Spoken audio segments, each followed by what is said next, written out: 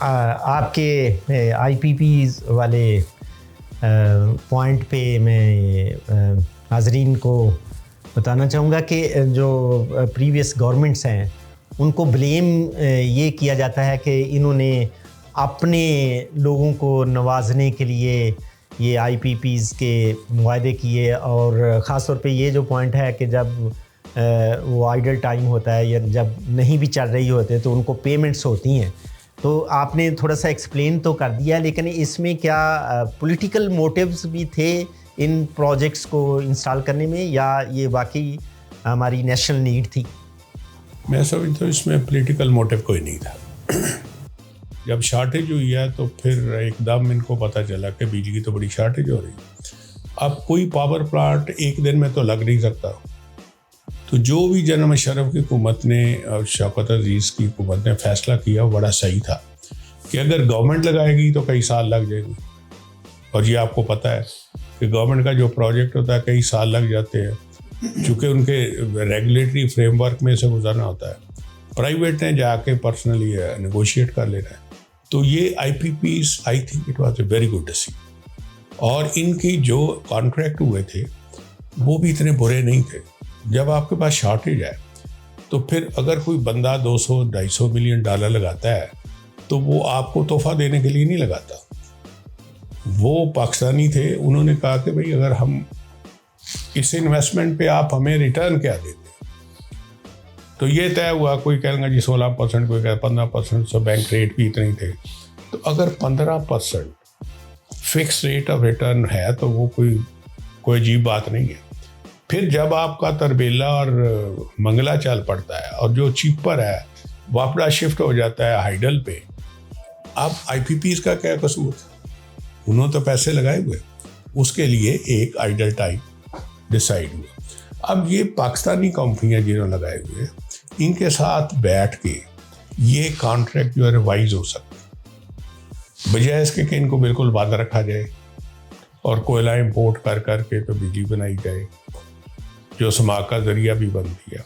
تو بہتر ہے ان کے ساتھ بیٹھ جائے اور یہ کہیں گے یہ آئیڈل ٹائم اتنا نہیں دے سکتے، اتنا دے سکتے ہیں. پاکستانی کمپنیاں تو کسی نہ کسی جگہ کمپرومائز ہو جائے گا اور ان کو بنانے دیں. کل میں پڑھ رہا تھا راؤش پاور ایک عبدالحکیم کے پاس ہے 425 میگا واٹ. وہ کہہ رہے ہیں کہ ہم we want to dismantle the agreement with government, ہمارے ایریا دے دیں اور اس کو ٹیک اوور کر دیں. اب یہ جو ٹیک اوور کرے گی گورنمنٹ، وہ پاور اس کا وہی حال ہوگا جو گتو پاور اسٹیشن، وہی حال ہوگا جو پی آئی اے کا ہے، وہی حال ہوگا جو پاکستان اسٹیل مل کا ہے. تو گورنمنٹ سے کام نہیں چلتے.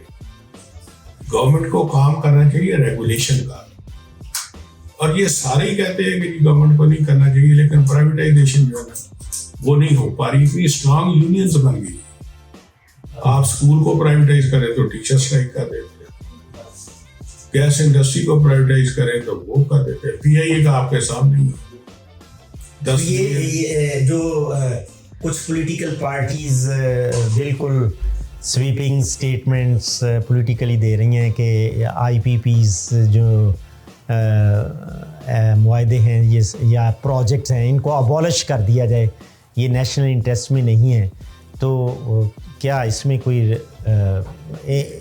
یہ ہماری پولیٹیکل اسٹیٹمنٹس جو ہے نا اونلی فار پالیٹکس ہوتی ہے کہ اگلے کو گندہ کرنا ہے. ان کو ابالش کر دیں گے تو یہ پلانٹ کدھر جائیں گے؟ آپ کی انویسٹمنٹ ہے $2 بلین کی، $3 بلین کی. ان کو ابالش کریں گے تو وہ پیسے لے کے گھر بیٹھ جائیں گے، کوئی بات نہیں. یہ کو چلائے گا کون؟ یہ گورنمنٹ سے تو اپنی کاروبار نہیں چل رہا، انہوں نے پلانٹ کیا چلانے. میں آپ کو مثال دی، گدو پاور اسٹیشن گورنمنٹ کے پاس ہے، تباہی، روز خراب. تو یہ تو 100 کی بجائے 102% ایفیشنسی پہ چل رہے. کون چلا رہا ہے؟ پرائیویٹ سیکٹر چلا. پرائیویٹ سیکٹر سے بیٹھ کے پرائسز کم کر لے.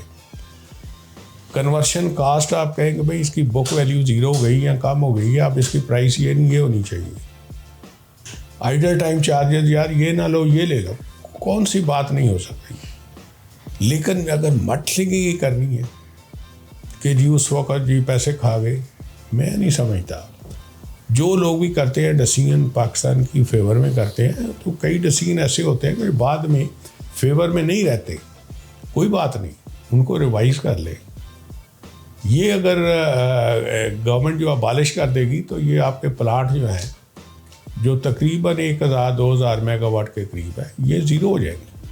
تو میں یہ سمجھتا ہوں کہ یہ کانٹریکٹ ریوائز ہونے چاہیے, ابالش نہیں ہونے.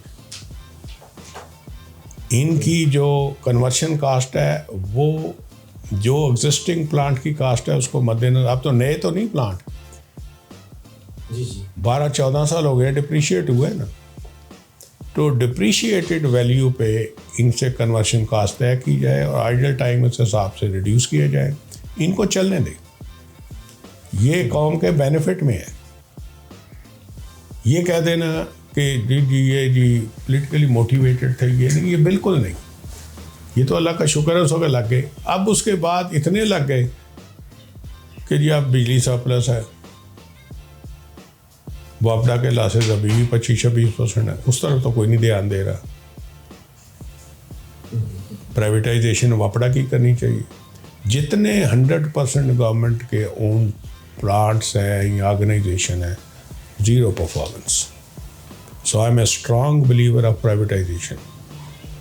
سوئی ناردن اس لیے سوئی ساؤدرن چل رہی ہے کہ اس میں پرائیویٹ شیئرز ہے. It is not 100% government. سوئی ناردن سوئی ساؤدرن کے اسکیل جو ہے, پے اسکیل, وہ گورنمنٹ کے نہیں ہے. کوئی بندہ وہاں سے ڈسمس ہوتا ہے, عدالت میں جائے تو عدالت انٹرٹین نہیں کرتی.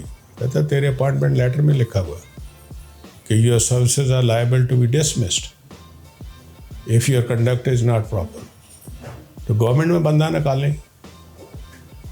ایک ورکر نکالنے کے لیے کئی انکوائریاں ہوتی ہیں, پھر آخر میں اخبار میں آپ پڑھتے ہیں کہ فلاں بندہ انکوائری میں آ نہیں رہا, اگر نہیں آئے گا تو اس اخبار کے اشتہار کی قیمت 3 لاکھ روپیہ.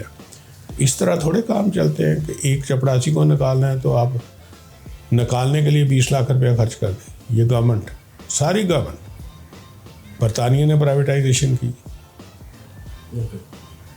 ریلوے بھی کیا, اسٹیل انڈسٹری بھی کی, بڑی گالیاں پڑی مارکیٹ تھریشر کو, لیکن چل رہی ہے. More accurate, more efficient,